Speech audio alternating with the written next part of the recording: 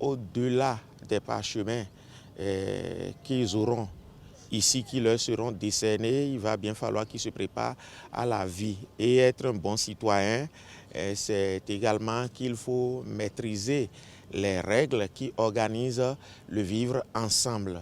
Et donc, à l'occasion des revendications à l'université, vous n'êtes pas sans savoir qu'on enregistre des manifestations violentes.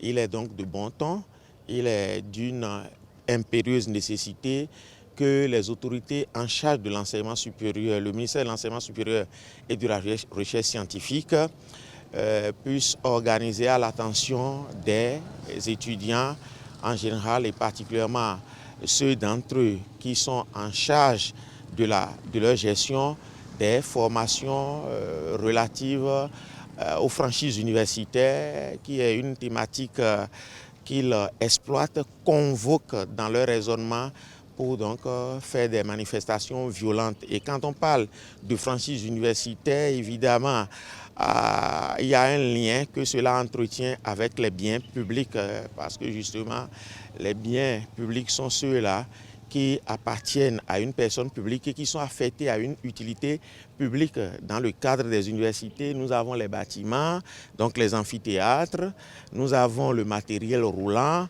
Il y a également la voie inter-État qui passe devant l'université d'Abomey-Calavi, sur laquelle les étudiants vont parfois débrayer et se permettent donc de brûler des pneumatiques et endommagent la voie publique. Donc il était important de leur expliquer combien de fois il est important qu'ils respectent le bien public et les biens publics et qu'ils les protègent. Et cela a été également l'occasion pour nous de leur rappeler que c'est des obligations qui leur sont imposées par la Constitution béninoise du 11 décembre 1990. Au passage, on leur a rappelé l'article 23, l'article 37 également. Il s'en est suivi quelques questions d'éclaircissement et ça a été donc l'occasion pour nous-mêmes de repréciser un certain nombre de thématiques. Et particulièrement, ils ont voulu savoir ce pourquoi ils ne doivent en aucun cas donc débrayer de façon violente dans les enceintes universitaires en convoquant la déclaration de Kampala. Et nous nous sommes rendus compte que ce n'est pas méconnaissance, ignorance des dispositions de la déclaration de Kampala qu'ils s'adonnent à ces actes violents-là. Donc on leur a bien expliqué que c'est la même déclaration qui, en son article 14, alinéa 1er, a interdit à l'État de déployer dans les enceintes universitaires des forces militaires, paramilitaires ou toute autre force semblable pour y faire régner la paix. C'est cette même déclaration-là qui, en son alinéa 2, a réservé les cas dans lesquels ce déploiement est possible. Donc, à chaque fois que l'ordre va être menacé dans les enceintes universitaires, le recteur a l'obligation de faire appel à la force publique pour y faire régner l'ordre. On a bien insisté sur la nécessité de revendiquer, mais de choisir d'autres voies que la violence, parce que nous sommes dans le haut lieu du savoir. Ici, ce n'est pas la force des muscles qui est requise, mais plutôt celle de la parole. Donc, persuadé par la parole, par la pensée.